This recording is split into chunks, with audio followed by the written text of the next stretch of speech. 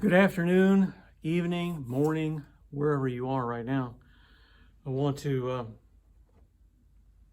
welcome you to a little different study that we're doing. And actually, what I'm doing today, I'm doing for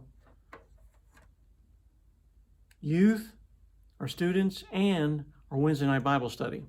Taking a little break on our Wednesday night Bible study and on our students to think about Good Friday.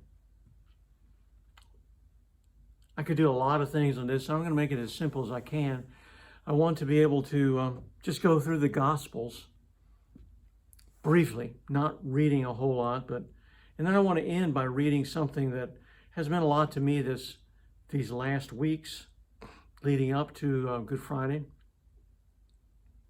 Of course, Good Friday is an ironic name, isn't it?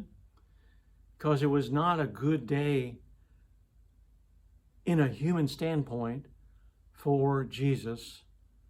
It was not a good day divinely for the Son of God, because it meant death and separation in a horrible way. Not just physically, but intensively spiritual. This was the thing that should not happen. I mentioned it last week, that it's so ironic that God in the Garden of Eden told Adam concerning the tree. He said, if you'll obey me about the tree, I will bless you. And Adam and Eve did not. And he says to the second Adam, Jesus, about the tree, obey me about the tree, and I will crush you. And he obeyed, and he was crushed. It's the only time in the Bible where someone who did the righteous, correct thing was cursed of God. Only time in the Bible. And it was the only time in the Bible where a righteous man lived, Jesus Christ. A lot of things going on, and so the irony also of the word good is that it was not good except for us. And that's where we need to focus our attention upon recognizing the grace and love of God and the justice of God. For we see on the cross, we see them both in enormous display. The justice of God. Punishment had to be paid. I'm going to read about that in a little bit. Justice had to happen, or God could not be considered a holy God, because when you break law, something must happen. A price must be paid. But on the cross is unreasonable love and grace, because the one who did not have to ever go to the cross was Jesus. And yet he does it as a substitute in our place, so that God's enormous wrath and justice could be completely resolved. It was completely placed upon Jesus. So there is no more for that original sin. There's nothing that's left. If we by faith receive that gift, you see, it's a potential.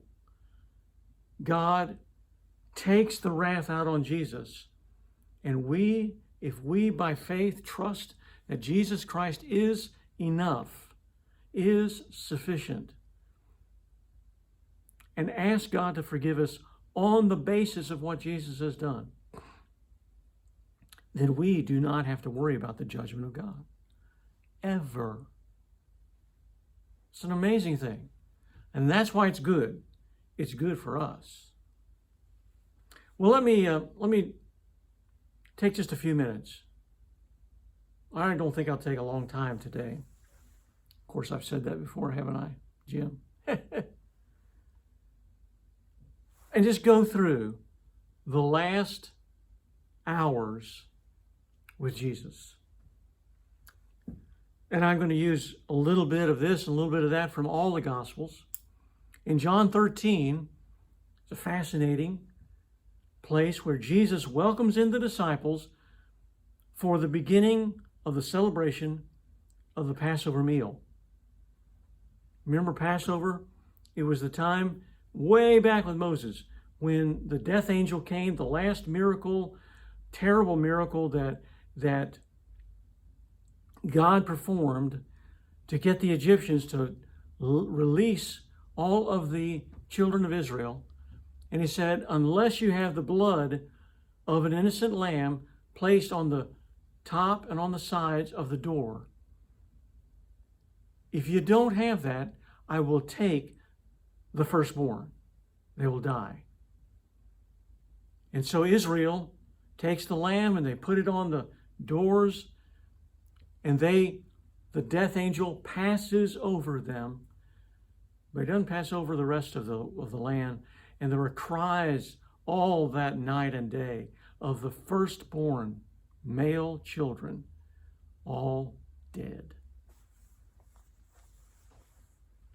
And then they were released. Pharaoh said, I've had enough of you. Get out of here. Don't want to see you again. And every year after that, there was a Passover meal to remember, commemorate. And so here we are on a Thursday night of Passover, and they had the traditional, it's called a Seder. Very, very stylized things that they did. Jesus welcomes in his disciples. He's got it all prepared. He does something very, very unexpected. He washes all the feet of the disciples, including Judas, who would betray him. When he gets to Peter, he says, no, Lord, you're not going to wash my feet. And Jesus says, I need to. If I don't, you're not going to be completely whole. And so he says, wash me. Wash my feet. Wash all of me. He said, no. I just need to wash your feet. The dirt on your feet is symbolic of the sins of this world and the sins of your life. And you need to keep a clean record with me. You are clean in Jesus Christ. But there is dirt of this world that gets on you. You need to stay close with me and allow me by grace to visit you every day and keep you clean. Well, he brings them in. And then, so interesting is they take the meal. They take the meal. Jesus reinterprets the meal that this bread is now my body broken for you. This wine is my blood that is shed for you. And they're kind of looking, I'm sure, puzzled. But you know, the craziest thing, Luke 22 tells us that after the meal, you know what they did? They didn't say, Jesus, you're the best. Jesus, you washing our feet, that was amazing. Jesus, you talking about going to this cross, I don't get it. But that wasn't the conversation. You know what the conversation was? Listen, the conversation was, John turned to Peter and he said, you think you're so big, I think I'm more important than you. And Thomas said, what are you saying? Did you remember what I did? And then Matthew said, whoa, wait a second. And then Judas said, hey, I'm keeping all the books. I think I'm more important to Jesus than you guys. And they started having an argument over who was the greatest. Funny story just comes to my mind. Muhammad Ali, in the days before he changed his name, Cassius Clay, he was on a regular airline going someplace to box. This is way back in the 60s, guys. And he was boxing, and he was getting well known. And he was very much a conceited braggart, you would say. And so it was ready for the plane to depart on the runway. And of course, you got to buckle your seatbelts. Sign goes on. Stewardess, as if you've ever been on the airline, they go around, they check one by one. They say, you need to get your seatbelt. It comes to Muhammad Ali, Cassius Clay, and the stewardess says, you don't have your seatbelt buckled. You need to buckle your seatbelt. Cassius Clay looks up and he says, Superman don't need no seatbelt. Stewardess looked down and she said, Superman don't need no airplane. Buckle your seatbelt. And he did. And that was kind of the way it was here. They were disputing over who's the greatest, and I think I'm Superman. No, I think you. Can you imagine? This is Jesus is going to go to the cross in a matter of hours. And what are they talking about? Who's the greatest? Well, he takes them out in John 14. Takes them out and he says, now listen, guys, don't let your hearts be troubled. You believe in God, believe also in me. In my Father's house are many rooms. If it were not so, I would have told you. I go to prepare a place for you, so that where I am, you may be with me also. Man. Jesus is, even though they didn't get it, even though they're arguing, even though they understand why he washed their feet, they didn't learn anything. Instead of Jesus saying, I am so tired of you guys. No. He says, in just a little bit, you're going to be really troubled, because I'm not going to be here. I will be dead. And you're going to be a mess. Don't worry about it. God has a plan. I have a plan. And he goes on further to the garden. Luke 22 says that when he gets there, it is like the earth opens up and swallows him. It doesn't literally, but he drops to his knees. He loses all his strength. He begins to cry out. And he becomes under such great struggle emotionally, psychologically, spiritually. And someone said it's like God led him to the pit of hell, and he looked over and he saw what was right before him. And Luke says that he sweat drops that were mingled with blood. There's a possibility under great strain and stress that the capillaries could actually break, and so as you sweat, it comes out bloody. And he says to his disciples, as I go into this garden, as I fall under the stress of the strain of the upcoming judgment of God, would you guys stay here and pray on my behalf?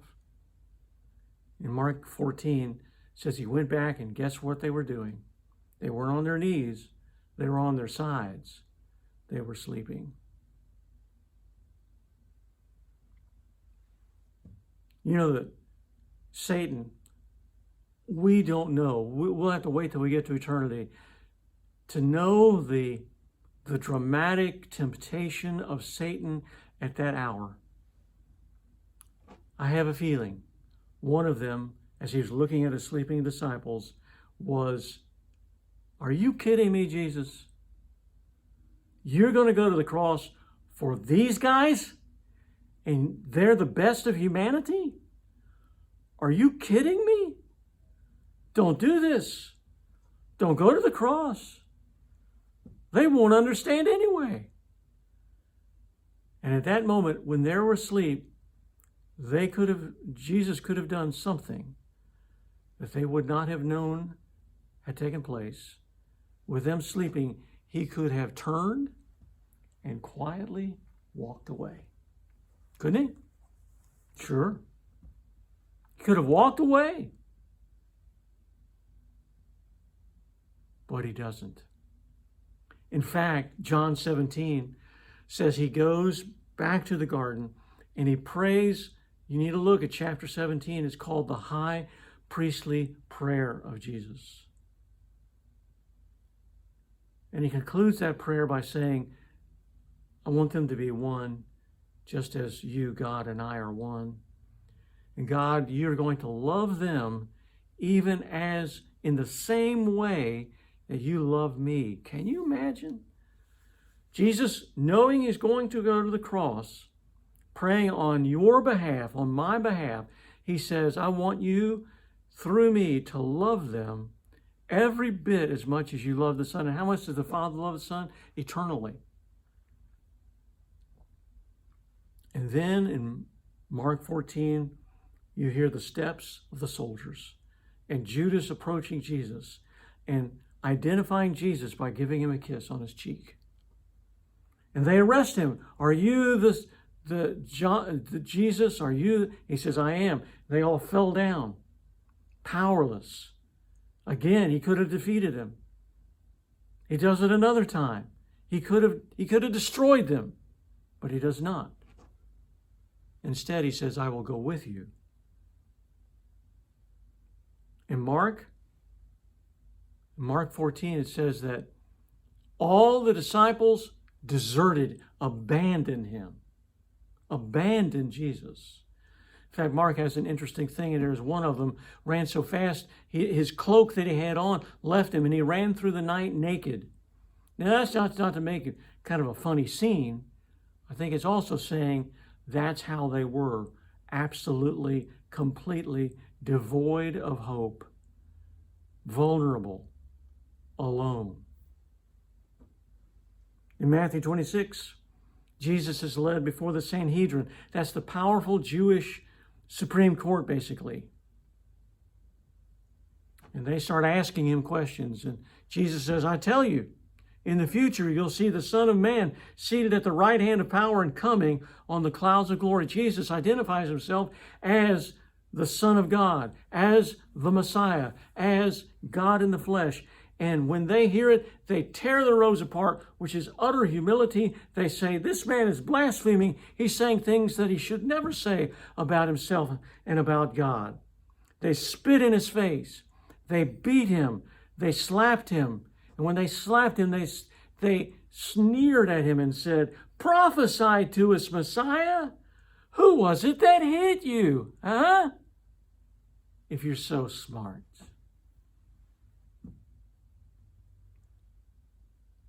The incredible way that Jesus was treated is unhuman. John 18 tells us while this is going on, Peter, who followed at a distance, is sitting at a fire, warming himself, while Jesus is being beaten and spit upon and laughed at, and crown of thorns, and all of those things, whipped. And someone comes up and says, hey, you're a Galilean. You kind of speak with an accent. Sounds like somebody from Tennessee. This Jesus is a Galilean. You guys are don't know him. Does it a second time. And then a little servant girl comes and says, I believe I saw you the other day. And that wasn't me. And he curses and he says, I never knew him. And the rooster crows. And Jesus, who had told him that this would happen, sees him from the courtyard. And Peter runs out crying.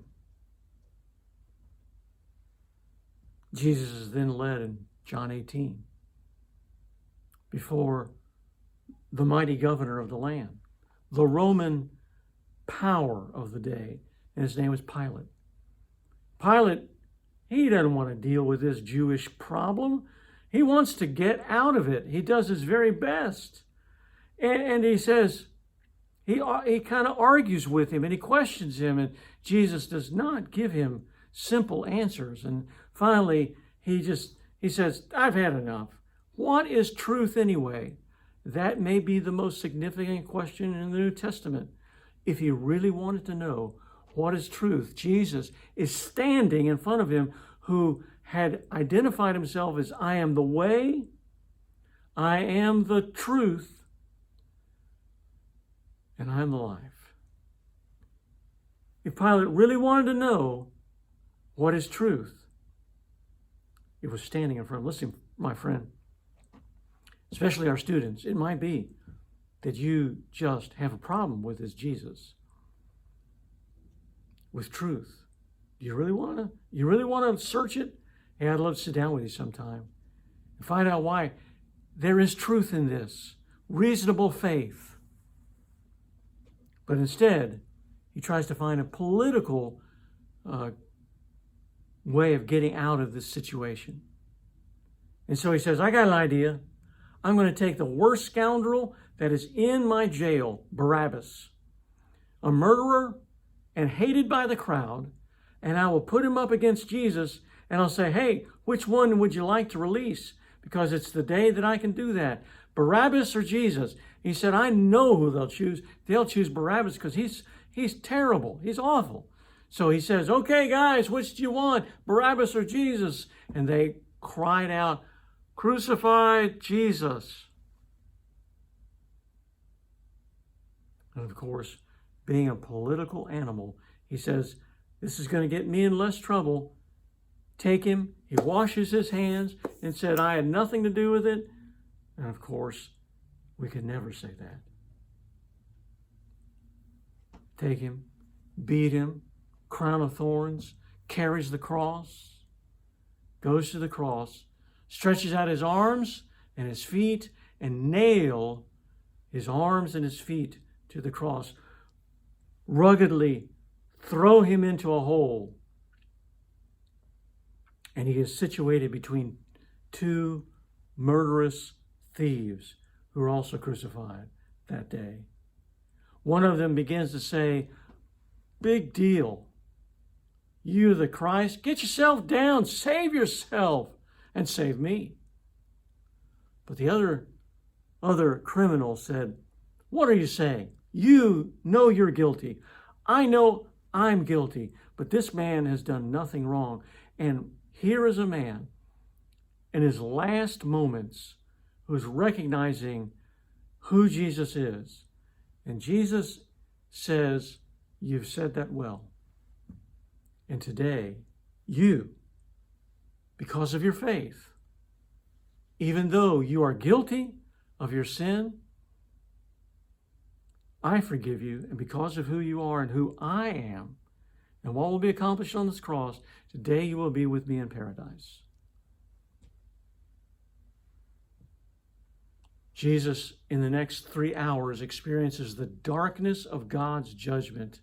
Every time in the Bible where there is darkness, there is judgment of God, and it happened right there. In the middle of the day, it got dark because the darkness of judgment came upon Jesus. And he felt the abandonment, not of just his disciples, but of the Father that had loved him for all eternity. So much so that he cried out on the cross, my God, why have you abandoned me? Why have you forsaken me? I've told you before, this is the only place in the Gospels where Jesus identifies God as not Father, but as God. And why is that? Because at that moment, God had abandoned. Judgment is leaving a person completely devoid of God's presence. That's what hell is. And on the cross, he experienced that separation, total abandonment from God. Nothing at all. No sense of him being present in whatever capacity. And he experienced hell on the cross. And he cried out, you are not my Father anymore. God, where are you? And at that moment, all eternity hung in the balance. Because at that moment, the Son of God could have said, I've had enough. I don't want this anymore. Bring the angels. And he could have called legions of angels, wiped out everyone there, and gone back to heaven, and we would still be in our sins. But instead, Jesus trusts the Father.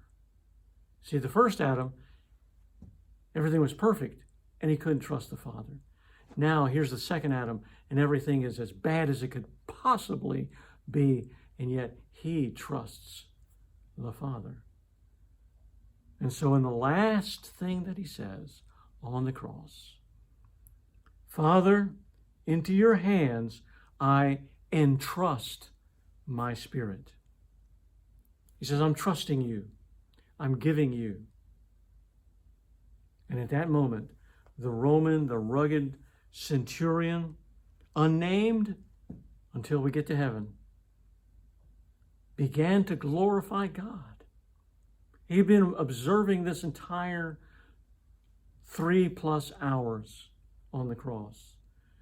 And his conclusion was, this man really was righteous. Luke 23.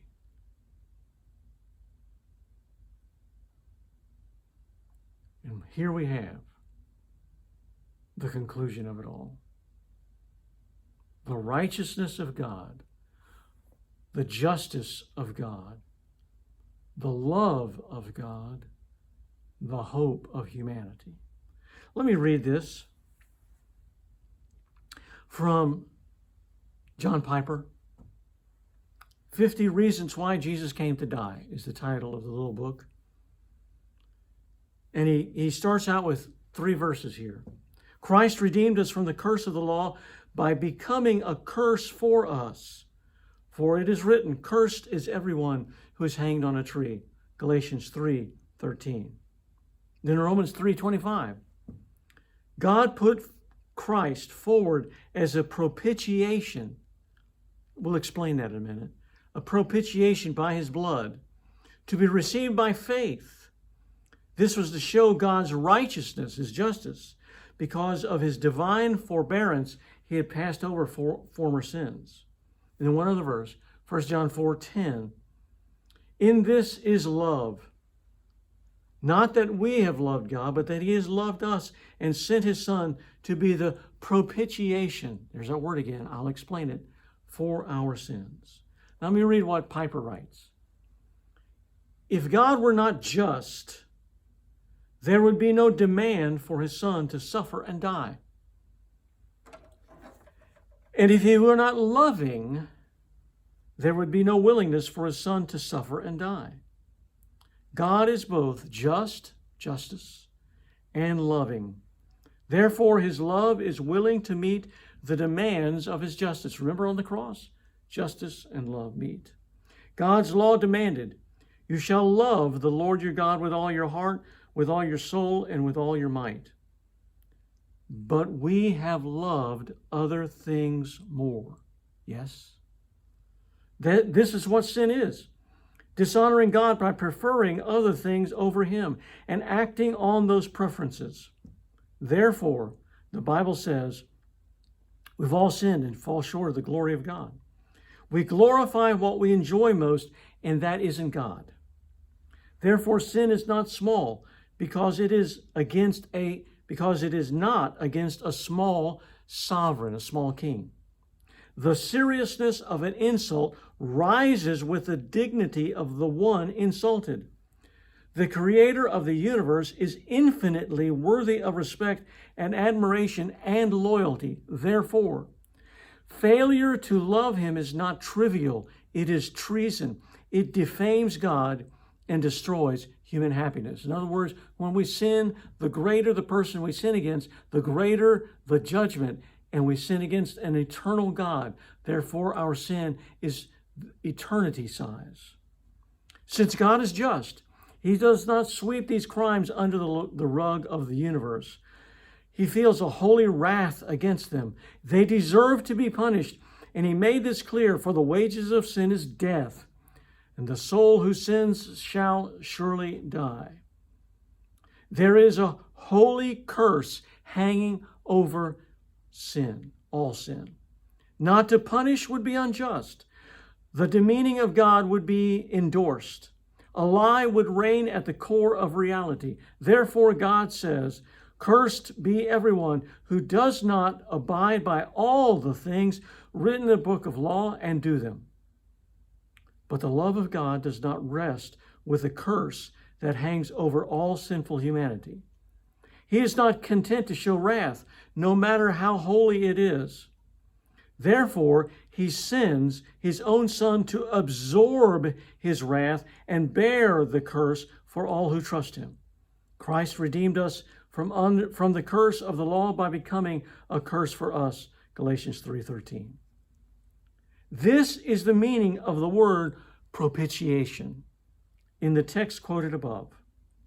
It refers to the removal of God's wrath by providing a substitute. Did you get that? A removal of God's wrath by providing a substitute. The substitute is provided by God himself.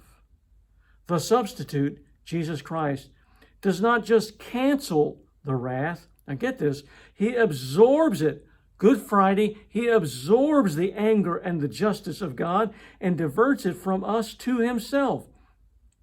God's wrath is just, and it was spent, given completely away, not simply withdrawn. Let us not trifle with God or trivialize his love. We will never stand in awe of being loved by God until we reckon with the seriousness of our sin and the justice of his wrath against us. But when, by grace, we waken to our unworthiness, then we look at the suffering and death of Christ and say, in this is love, not that we have loved God, but that he loved us and sent his Son to be the wrath-absorbing substitution, propitiation for our sins on the cross. Good Friday is because the justice of God meets with the mercy of God, the love of God, and everything is absorbed in the life of God so that we become forgiven by faith in God. I hope you have a Good Friday experience that reminds you of how great God's love is for you. Thank you for listening and thinking. See you Sunday for Easter. Bye-bye.